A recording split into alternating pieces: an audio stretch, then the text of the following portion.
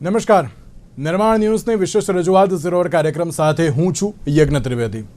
દર્શક મિત્રો, આજે ઝીરોડ કાર્યક્રમમાં ચર્ચા કરવાની છે કે ભાષાનો વિવાદ અત્યારે તો રાષ્ટ્ર નેતાઓ સુધી કેમ પહોંચ્યો,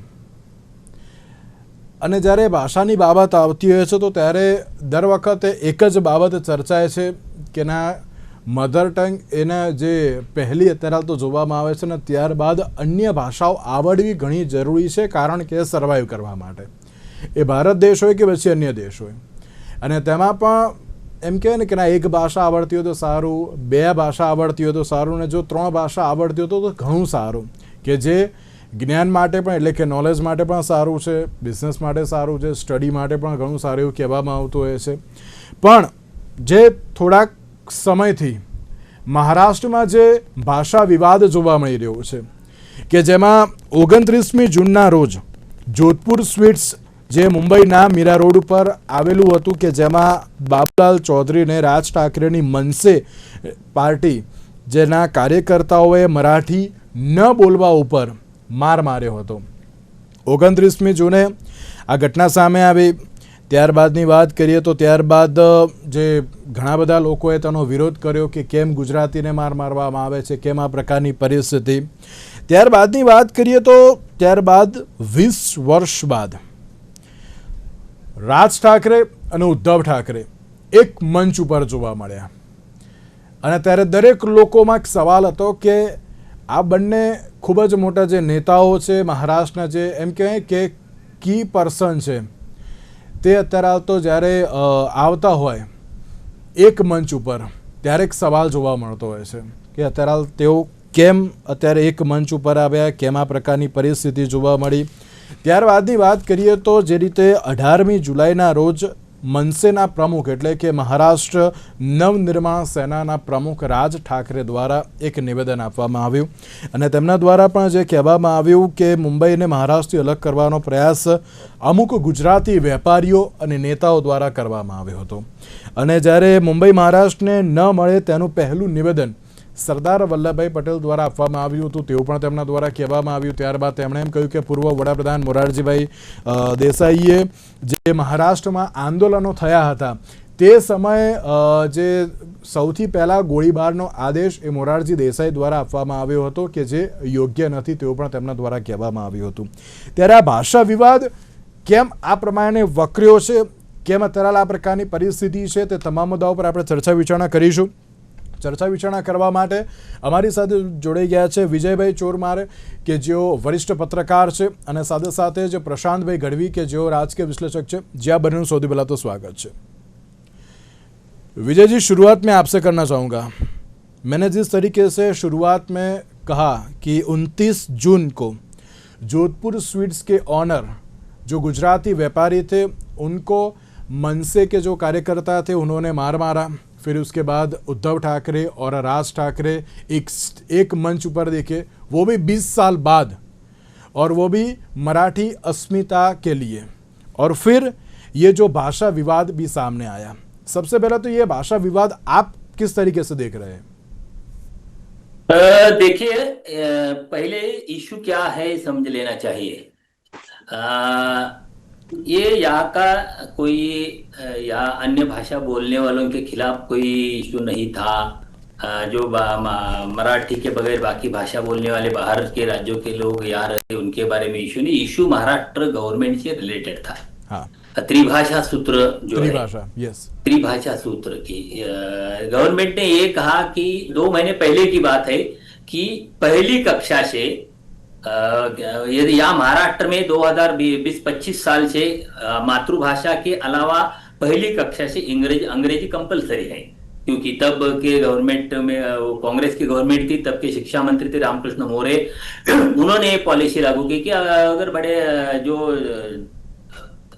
निचले तबके के बच्चे होते जो गवर्नमेंट स्कूल में पढ़ते उनकी अंग्रेजी अच्छी नहीं रहती और वो रेस में पीछे रहते, इसलिए पहली कक्षा से अंग्रेजी अनिवार्य करने से उनकी अंग्रेजी अच्छी हो जाएगी और उनका एजुकेशनल प्रोग्रेस अच्छी तरह रहेगी, ऐसा उनका धोरण था. उसका क्या 20 साल 25 साल में उसके बारे में क्या हुआ रिजल्ट, ये अलग चीज है. मगर इस बार जो नेशनल एजुकेशन पॉलिसी का हवाला देकर महाराष्ट्र गवर्नमेंट ने तय किया कि पहली कक्षा से हिंदी भाषा अनिवार्य करना चाहिए। इसका विरोध शुरू हुआ है हिंदी भाषा का, तीसरी भाषा अनिवार्य करने का। ये विरोध हिंदी भाषा के लिए नहीं था, कोई भी पहली कक्षा से तीसरी भाषा नहीं चाहिए, ये एजुकेशन निष्ठ भी कह रहे थे और यहाँ के मराठी के अभिमानी लोग हैं वो भी कह रहे थे, क्योंकि पहली कक्षा से बच्चों को सिर्फ मातृभाषा में शिक्षा देनी चाहिए और मातृभाषा में शिक्षा देने से बच्चों का विकास होता है, यही धोरण था। तब जो विरोध, पुरजोर विरोध देखकर महाराष्ट्र गवर्नमेंट ने मौखिक रूप से कहा कि ठीक है, हम इस पॉलिसी को स्थगित कर देते हैं।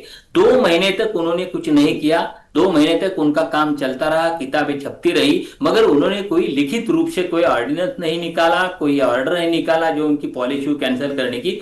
और 2 महीने बाद उन्होंने एक नई ऑर्डर, गवर्नमेंट ऑर्डर रिलीज की कि जो हिंदी भाषा अनिवार्य का जो पॉलिसी थी वो भाषा हम उससे अनिवार्य शब्द हटाते हैं और हिंदी के अलावा कौन सी भी तीसरी भाषा, भारतीय भाषा कौन सी भी हो, तमिल हो, तेलुगु हो, जो बच्चा को तीसरी भाषा अनिवार्य करेंगे।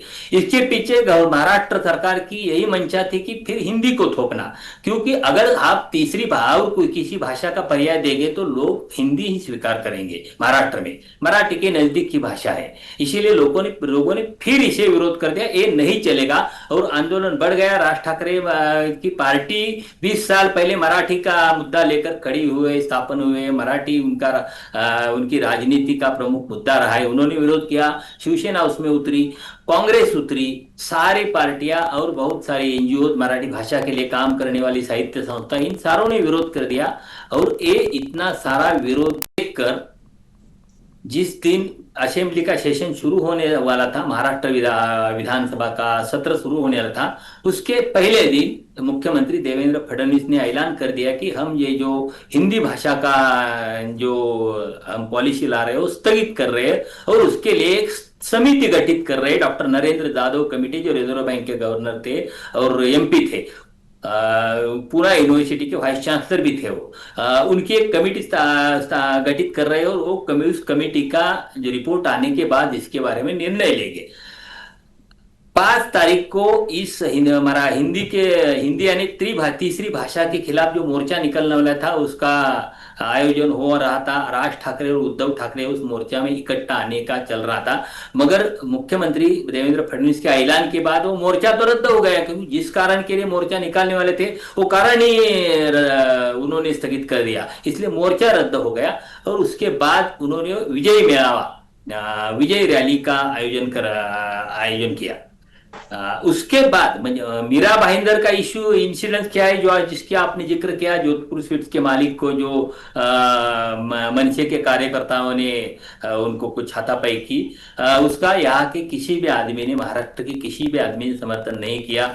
जब राज ठाकरे ने पहले 15-20 साल पहले जब कोई उत्तर भारतीय टैक्सी वालों के खिलाफ वगैरह कुछ मारधाड़ की, उसका भी यहाँ के किसी भी आदमी ने, समझदार लोगों ने, किसी पार्टियों ने समर्थन नहीं किया था। यहाँ के लोग ऐसे जो गरीब लोग होते, कमा के खाने वाले लोग होते, किसी भी प्रांत से आने वाले होते, उनके खिलाफ कोई मारधाड़ हो, ऐसा यहाँ के किसी ने उसका समर्थन नहीं किया है। वो बाबूलाल चौधरी के खिलाफ जो इंसिडेंस हो उसका भी समर्थन नहीं कोई करता। मगर उस दिन उनकी जो 2 बाजू सामने है, वो क्या इशू था, जब ये मराठी भाषा के पॉलिसी को महाराष्ट्र गवर्नमेंट ने स्टे दे दिया, स्थगिति दे दी, तब मीरा भाईंदर में कुछ लोग जल्लोष कर रहे थे, उसका विजय मना रहे थे कि हमारी जीत हो गई, महाराष्ट्र सरकार ने पीछे हट गया, हमारा जीत हो गई। तो उस वक्त वो लोग जोधपुर स्वीट में पानी लाने के लिए गए, तब उस मालिक से, बाबूभाई चौधरी से कुछ बातचीत हुई, उसने पूछा अरे क्या लोग क्या कर रहे, वो लोग बोले कि नहीं वो मराठी की जीत हो गई, वो हिंदी की पॉलिसी, तो वो बोले नहीं यार हिंदी ही चलती है, ऐसी कुछ उन्होंने बात की और उन लोगों ने कुछ उसे 1-2 झापड़ लगा दिया, उसका कोई समर्थन नहीं करता है। इशू ये था। मगर उसके बाद सारे नेशनल मीडिया ने ऐसा चित्र बनाया कि महाराष्ट्र में ऐसा चल रहा है कि फिर जो हिंदी भाषी लोग हैं उनको पीट रहे हैं, ऐसा आंदोलन चल रहा है, वैसा आंदोलन चल रहा है। आंदोलन किसी भी अन्य भाषा के आदमी के खिलाफ नहीं था, आंदोलन किसी भी हिंदी भाषी के खिलाफ नहीं था, आंदोलन हिंदी भाषा के खिलाफ नहीं था, आंदोलन तीसरी भाषा थोपने के खिलाफ था। इस इशू को पीछे धकेल दिया सारे लोगों ने। मुझे लगता है ये इशू यहाँ तक जो आज जिस बात का जिक्र किया आपने वहां तक ऐसा है। जिस तरीके से हाँ अगर हम त्रिभाषा विवाद की तो बात करें कि नहीं, त्रिभाषा विवाद जो हुआ, मगर जब हम 18 जुलाई की बात करें तब राज ठाकरे जी ने जो मोरारजी देसाई और सरदार वल्लभ भाई पटेल को लेकर भी जो स्टेटमेंट दिया, अब उसके बारे में हाँ भी क्या कहोगे? तो वो तो हिस्ट्री है। देखिए क्या हुआ। सरदार वल्लभ भाई पटेल का जिक्र उन्होंने किया। यहाँ के एक बड़े जर्नलिस्ट थे आचार्य प्रहलाद केशव अत्रे, पी.के. अत्रे। यहाँ के मराठा उनका एक अखबार था। संयुक्त महाराष्ट्र का जो आंदोलन हुआ था उस आंदोलन का आचार्य अत्रे ने और मराठा न्यूज़पेपर ने लीड किया था। उनकी एक किताब का हवाला देकर उन्होंने कहा कि सरदार वल्लभ भाई पटेल भी चाहते थे कि मुंबई महाराष्ट्र को नहीं मिलनी चाहिए। मुझे लगता है आत्रे जी के इस स्टेटमेंट का मैं वो कौन से किताब में है, उन्होंने उसका किताब का जिक्र नहीं किया, इसलिए मैं अभी नहीं कह सकता वो किस किताब में है। मगर उसका रेफरेंस क्या रहेगा? आपको पता है कि एस.के. दार कमेटी जो थी, जो भाषावार प्रांत रचना के बारे में उसका गठन हुआ था, उस दार कमेटी का रिपोर्ट आया था। उस दार कमेटी के रिपोर्ट में उन्होंने कहा था कि ये जो भाषावार प्रांत रचना है देश के लिए अच्छी नहीं रहेगी। ये देश की संप्रभुता के लिए ये भाषावार प्रांत रचना अच्छी नहीं रहेगी। दार कमेटी का रिपोर्ट आया, उस दार कमेटी के रिपोर्ट को विरोध होने लगा। तब एक कमेटी स्थापन हुई थी, आपको पता होगा, वो नेहरू, पटेल और पट्टाराभिया वो कमेटी जेवीपी कमेटी नाम की उस कमेटी को जानते थे। 1948 में वो कमेटी का गठन हुई थी। उसका रिपोर्ट 1948 की उस कमेटी का रिपोर्ट 1949 में आ गया, एक साल में रिपोर्ट आ गया। और जेवीपी कमेटी, उसमें नेहरू थे, पटेल थे और पट्टाराबी सीतारामैया, 3 लोग थे। उनकी कमेटी ने, वो दार कमेटी जो कहती है, वो दार कमेटी की सिफारिशें अच्छा सही है। और इस सिफारिश की वजह से भाषावार प्रांत रचना यानी जो भाषा के आधार पर राज्यों की निर्मित नहीं होनी चाहिए, ऐसे उन्होंने मान लिया। मुझे लगता है आधार ये रहा कि मराठी लोगों का, महाराष्ट्र लोगों का कहना यह है कि ये जो नेहरू कर रहे थे, पटेल कर रहे थे, ये मुंबई, ये सारे सिर्फ ये जो उनके वो सारे कह रहे थे सिर्फ महाराष्ट्र को मुंबई नहीं मिलनी चाहिए, इसलिए कर रहे थे। क्योंकि बाद में 3-4 साल बाद 1953 में भाषा के आधार पर ही आंध्र प्रदेश का गठन हुआ, राज्य का भाषा के आधार पर ही कर्नाटक राज्य का गठन हुआ। ये इतिहास है। मुझे लगा जो आचार्य अत्रे की किताब में और राज ठाकरे की जो सरदार पटेल जी का संदर्भ आया तो इस वजह से आया होगा कि वो जेवीपी कमेटी ने भी भाषा और प्रांत रचना का विरोध किया था। और भाषा और प्रांत रचना का विरोध करने से मुंबई महाराष्ट्र से अलग होने की संभावना है अधिक। मुझे लगता है संदर्भ ये है। दूसरा, मोरारजी देसाई का जो आपने सवाल पूछा, आप तो जानते हैं कि मोरारजी देसाई जब चीफ मिनिस्टर थे तब संयुक्त महाराष्ट्र के लिए बड़ा आंदोलन उभरा और 106 लोग प्राइम मिनिस्टर थे। नहीं, हाँ, यहाँ के चीफ मिनिस्टर थे महाराष्ट्र। जी, हाँ, chief minister, sorry, yes, chief minister थे। तब यहाँ संयुक्त महाराष्ट्र का बड़ा आंदोलन हुआ। 2 बार आंदोलन हुआ। एक बार, पहली बार मुझे लगता है वो तारीख 20 नवंबर 55 थी, 20 नवंबर 1955। उस दिन गोलीबारी हुई, उस दिन 15 लोग शहीद हो गए। फिर कुछ दिन बाद एक बड़ा आंदोलन हुआ, वो आंदोलन कुछ नहीं के लिए गोलीबारी हुई, उसमें 80 लोग शहीद। मतलब इसमें कोई भाषा विवाद की कोई भी बात नहीं है। भाषा विवाद की चलिए, ओके।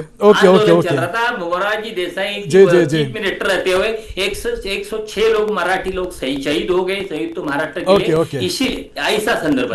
जी, प्रशांत भाई, આ આખો વિવાદ આપ કઈ રીતે જુઓ છો? કારણ કે બધાને કનેક્ટ અત્યારે તો ગુજરાતની સાથે કરવામાં પણ આવી રહ્યું છે।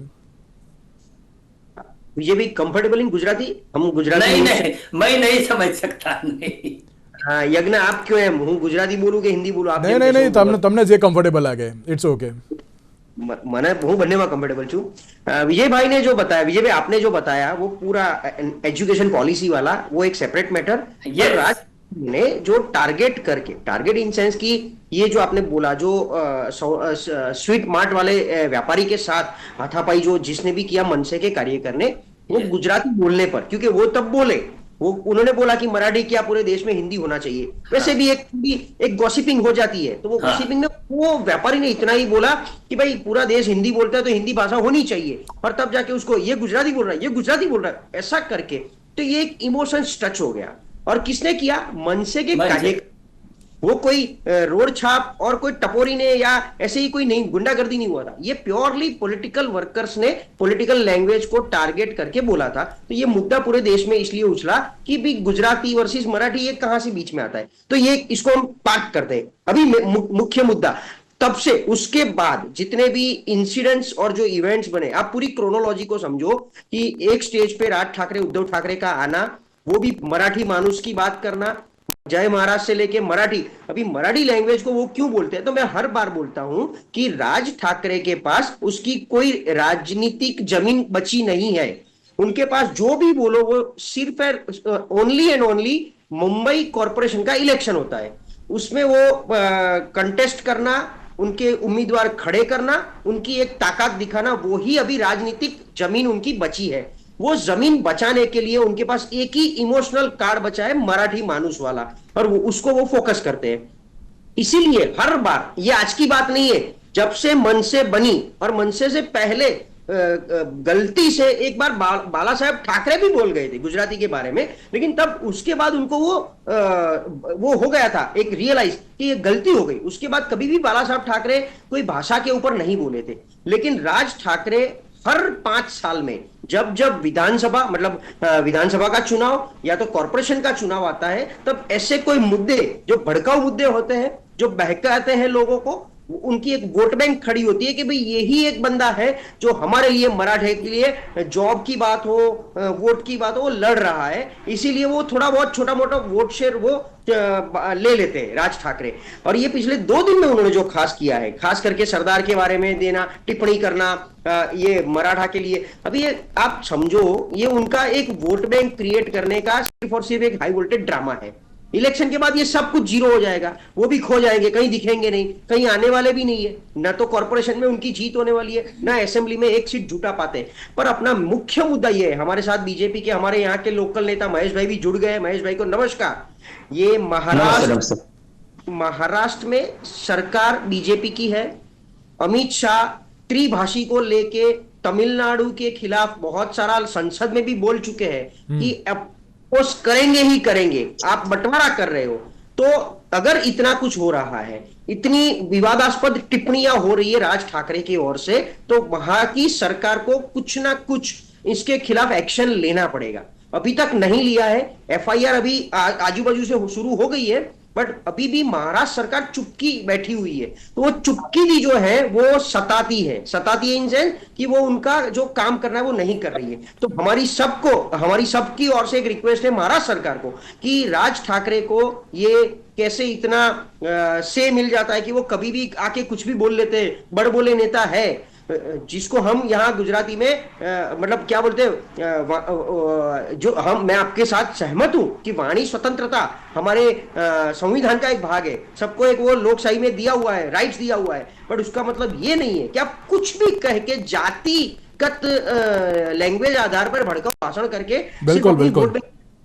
तो ये राज ठाकरे का बहुत बड़ा, मतलब ये जो किया है वो बहुत गलत किया है। सरदार पटेल न सिर्फ गुजरात के थे, न सिर्फ महाराष्ट्र के, वो पूरे देश के गृह मंत्री थे, पहले डेप्यूटी प्राइम मिनिस्टर थे, और उन्होंने ये सब रजवाड़ा को इकट्ठा करके एक देश की एक अच्छी पिरामिड बनाने की कोशिश की थी, जिसके आधार पर देश टिका हुआ है अभी भी। तो ये अपमान जो हुआ है वो सरदार पटेल का कोई पर्टिकुलर कम्युनिटी का नहीं हुआ, ये पूरे देश का हुआ है। तो वो Raj Thackeray being a politician, being a chief of the party, political party, ये ऐसे कैसे बोल सकते हैं। तो मेरी भारतीय जनता पार्टी सरकार को भी एक रिक्वेस्ट है कि इसके खिलाफ अभी से एक्शन लेना पड़ेगा। अदरवाइज अगर क्या होगा, देखिए इसमें ऐसा है, देवेंद्र फडणवीस भी अपनी एक राजनीति कर रहे हैं। उनको ऐसा है कि अगर कुछ भी बोलेंगे तो महाराष्ट्र के मराठा के खिलाफ हमारा भी नेगेटिव चला जाएगा कि देवेंद्र फडणवीस या तो भाजपा सरकार ने कोई एक्शन नहीं लिया, और एक्शन लिया तो वो मराठी के सामने लिया, राज ठाकरे के सामने। इसलिए वो भी अपने पॉलिटिकल लिवरेज ले रहे हैं सब लोग। इस तरफ इनकी चुपकी दी, इस तरफ राज ठाकरे का मनमानी, उद्धव ठाकरे दोनों के बीच में से धीरे से खिसक गए हैं। अभी तो आजकल वो दोनों के भी बीच में प्रेम दिखा है 2 दिन से सोशल मीडिया। वीडियो वायरल हो रहा है। तो राज ठाकरे ने ये जो किया है बहुत गलत किया है। ये उनको कोई ये वाणी की ये आजादी नहीं है कि ऐसे भड़काऊ भाषण करके कि देश के कोई नेता के खिलाफ ऐसा बोले। और इन सबके बीच भाजपा ये जो खेल खेल रही है, जो कुछ भी नहीं करके, कोई एक्शन नहीं लेके, मैं 2 रिक्वेस्ट किया हूं सुबह से। एक, इनके खिलाफ एफआईआर सरकार खुद कंप्लेनर बननी चाहिए, फरियादी बनना चाहिए सरकार खुद, क्योंकि उन्होंने ये भड़काऊ भाषण किया है। और दूसरा, इलेक्शन कमीशन को, कि जब इलेक्शन कमीशन को इलेक्शन आता है तो आप अपोजिशन पार्टी को आप वो ग्लास लेके जब आप देखते हो और छोटी सी अगर उनकी पकड़ते हो, तो ये मैटर पे राज ठाकरे की पार्टी मनसे को कुछ समय के लिए बैन की जानी चाहिए। ये ऐसे बोल नहीं सकते। स्टेज से ऐसे भड़काऊ भाषण करना मतलब ये पॉलिटिकल पार्टी का एक अंदाजा और विचारधारा बाहर आती है। ये सरासर गलत है, इसको हम खंडन करते हैं। इसीलिए हम भी रिक्वेस्ट करते हैं इलेक्शन कमीशन को कि कुछ टाइम के लिए मनसे को बैन किया जाए, ताकि अगले आने वाला महानगर पालिका का चुनाव वो न लड़ सके। अगर उनको ये बैन हो जाएगा तो ऑटोमेटिक राज ठाकरे वैसे भी बंद हो जाएंगे। उनको ये देना है कि उनकी जमीन जो खिसक गई है, पॉलिटिकल जमीन, उसमें वो कहीं ना कहीं पेनिट्रेट करना चाहते हैं। तो ये गलत है, हम खंडन करते हैं, ये नहीं करना चाहिए और बीजेपी सरकार को इमीडिएटली एक्शन लेना चाहिए। महेश भाई पुरोहित अपनी साथ, प्रशांत भाई जो कहा, मैं एक मिनट में कुछ कहूं। जी जी जी बिल्कुल। जी प्रशांत भाई, जो आपने कहा कि राज ठाकरे ने सरदार वल्लभ भाई पटेल जी के खिलाफ अपमानजनक टिप्पणी की, मुझे नहीं लगता कोई अपमानजनक टिप्पणी की। उन्होंने एक तथ्य बता दिया कि सरदार पटेल भी चाहते थे कि मुंबई महाराष्ट्र को न मिले। ऐसा मैंने आचार्य अत्रे जी के किताब में पढ़ा। उसका आधार क्या है? जेवीपी कमेटी हिस्ट्री में है ना, जेवीपी कमेटी जवाहरलाल वल्लभ भाई और पट्टाभराभाई सीतामयाराम कमेटी है। उस कमेटी ने भी दार कमीशन की रिपोर्ट थी, दार कमीशन की रिपोर्ट को मान लिया और भाषा और प्रांत रचना नहीं होने चाहिए, भाषा के आधार पर राज्य निर्माण नहीं होना चाहिए, ये उसका आधार है। ये सिर्फ उतना था। उन्होंने कोई पटेल जी के खिलाफ गलत शब्द का इस्तेमाल नहीं किया है, उनका कोई अनादर हो ऐसा कोई उनका नहीं, मगर जिस तरीके से बोला है वो तरीका नहीं होनी चाहिए। उन्होंने रेफरेंस दिया है सिर्फ। जी ओके जी प्रशांत भाई, अत्रे जी की बुक के रेफरेंस को लेके, लेकिन उसी बुक को कहीं काउंटर इस तरीके से हुआ। मैं 2 चीज बोलूंगा, सॉरी महेश भी, थोड़ा टाइम लेता हूं अपने फेवर में। उन्होंने उसी रेफरेंस को नेगेटिव ऐसे किया है कि 2 रजवाड़े हुआ करते थे महाराष्ट्र में, एक महाराष्ट्र का खुद का और दूसरा हमारा बड़ौदा स्टेट, जो गायकवाड़ स्टेट बोला जाता था, वो आधा महाराष्ट्र कवर करता था। तो सरदार वल्लभ भाई पटेल ने तब ये भी बोला था कि हमारा भी एक रजवाड़ा गुजरात का है जो आधा महाराष्ट्र को मिल रहा है। लेकिन सभी रजवाड़ों को इकट्ठा करने में अगर ये हमारा महाराष्ट्र और गुजरात अगर प्रॉब्लम करेगा, क्रिएट करेगा, तो फिर हम अखंड भारत नहीं बना पाएंगे। इसीलिए ये एक देश बनाना है तो इस रजवाड़े को हमको इकट्ठा करना पड़ेगा। वो रेफरेंस भी सरदार वल्लभ भाई ने कहीं दिया था। जी બિલકુલ મહેશભાઈ પુરોહિત આપણી સાથે જોડાઈ ગયા છે કે જો ભારતીય જનતા પાર્ટીના સહપ્રવક્તા છે। મહેશભાઈ આપનું પણ સ્વાગત છે। મહેશભાઈ, જે પ્રમાણે આ ભાષા વિવાદ અત્યારે તો જે જોવા મળી રહ્યો છે, જે સ્ટેટમેન્ટ સામે આવી રહ્યા છે, ક્યાંક પ્રશાંતભાઈએ પણ એક વાત કહી કે હજુ સુધી ભારતીય જનતા પાર્ટી, ત્યાં તો સરકાર છે તમારી, તો પણ અત્યારે કેમ કોઈ સ્ટેટમેન્ટ સામે આવ્યું નથી? जी बिल्कुल, पहले तो मैं सभी को नमस्कार करता हूं। और ये जो मैं प्रशांत भाई की काफी सारी बातों से सहमत हूं और अपने जो इतिहासकार है उनकी भी कुछ बातें सही है। लेकिन इसमें क्या है कि अगर हम कोई इतिहास को किसी फिक्स समय पे हम उसको खंगालते हैं तो उसके पीछे की कुछ न कुछ मंशा रहती है। इतिहास सही है गलत है वो अलग चीज है, मान लो कि सही भी है, फिर भी हम उसको किस समय पे उसको उठाते हैं और पॉलिटिकल मोटिवेट से उठाते हैं तो वो एक सही नहीं साबित होगा। उसका रिफ्लेक्शन अलग ही आएगा और नेगेटिवली ही जाएगा, जैसे अभी गया हुआ है। ठीक है। और जो ठाकरे जी हैं उनकी पहले से ही इस प्रकार की पॉलिटिक्स रही है। 2008-9 में एक बार उनका कुछ विधायक वगैरह चुन के आए, लेकिन आप देखो विधि की वक्रता यही है। और उनकी पार्टी की जो आप रिजल्ट्स देखेंगे पिछले 3-4 इलेक्शन से तो ऑलमोस्ट 0 हो चुके हैं। पुणे जैसे महानगर पालिका में तो वो अपने मेयर तक थाने में मेयर तक बिठा देते थे, लेकिन अब वहां पे उनकी कोई पॉलिटिकल भूमिका रही ही नहीं है। इसी वजह से वो अपने मतलब एक पॉलिटिकल अपनी जमीन वापस लाने की एक निरर्थक प्रयास है और अगर आपको अपनी पॉलिटिक्स वापस करनी है, पॉलिटिक्स में फिर से आना है, आपको लोगों का जुटाना है, तो there are lots of ways जो पॉजिटिव वेज रहते हैं, जैसे कि लोगों की मुद्दे उठाएं, लोगों के लिए बात करें, लोगों के काम करें, तो इससे आप अपना वोटिंग अर्जित कर पाएंगे। लेकिन इस प्रकार की कोई पोलराइजेशन प्रकार की किसी बात पे आप बात करके अगर आप मान ले रहे हो कि मेरी पॉलिटिक्स चमक जाएगी, तो ये अभी जनता ऐसी नहीं रही है। आज सोशल मीडिया का जमाना है, हम किसी भी चीज को बोलेंगे, विद इन 1 सेकंड वो फैक्ट चेक हो जाएगा, विद इन 1 सेकंड उसका काउंटर अटैक आ जाएगा। अब वो जमाना नहीं रहा है, 1970-80 वाला जमाना नहीं रहा है। तो मैं ठाकरे जी की जो बात हो रही है उस पर मैं स्पष्ट कहना चाहूंगा कि ये उनकी एक राजनीतिक खिसकी हुई जमीन वापस करने की निरर्थक कोशिश है। रही बात भारतीय जनता पार्टी की, तो भारतीय जनता पार्टी के मिनिस्टर्स ने बयान दिए हैं, नीतीश राणे जी ने भी बयान दिए हैं, और जो कार्यकर्ताओं ने, मनसे के कार्यकर्ताओं ने बदतमीजी की थी उस पे मतलब जो कानूनी कार्यवाही है वो भी हुई है। यशस्वी मुख्यमंत्री देवेंद्र फडणवीस ने इस बात पे 2 या 3 बार निवेदन दिए हैं कि भाई महाराष्ट्र में रहना है, हमारी भाषा का सम्मान करो, यानी कि मराठी का सम्मान करो। लेकिन साथ में अगर हम अपनी मराठी भाषा को विस्तार करना चाह रहे हैं, लोगों के दिल में जगह बनना चाह रहे हैं, तो हिंसा ये रास्ता नहीं है। अगर कोई ऐसा करेगा तो हम कानूनी कार्यवाही करेंगे। बिल्कुल, पण महेशभाई हजू सुधी कोई कार्यवाही नहीं जोवा मळी, तेने लईने सवाल छे। जी बिल्कुल, अभी जो इनके कार्यकर्ता ने जिनके साथ बदतमीजी की थी उनके खिलाफ एफआईआर दर्ज हो गई है और आगे की कानून का काम अपना करेगा। मैं उसकी बात तो मैं कर ही रहा हूँ, मगर साथ साथ जिस तरीके से राज ठाकरे ने जो स्टेटमेंट दिया उसके ऊपर कोई भी कार्यवाही नहीं हुई है। देखो, सरकार तभी कार्यवाही करती है अगर किसी को इस मुद्दे पे किसी को आपत्ति होने के साथ साथ वो दर्ज कराए, तो सरकार उनको अवश्य सहयोग करेगी और करती आई है, ऐसा नहीं है। लेकिन पॉलिटिकल निवेदनबाजी पे कहीं पे केस हो जाए, पॉलिटिकल निवेदन, तो वो है, उससे भी एक्सट्रीम स्टेप पे चले जाएंगे। क्योंकि भाजपा के उत्तर भारत के कुछ नेताओं ने निवेदन दिए थे, उसके काउंटर अटैक में इन्होंने भी दिए, उसके काउंटर अटैक में आज भी पूरा ट्विटर गर्म है, मान लो।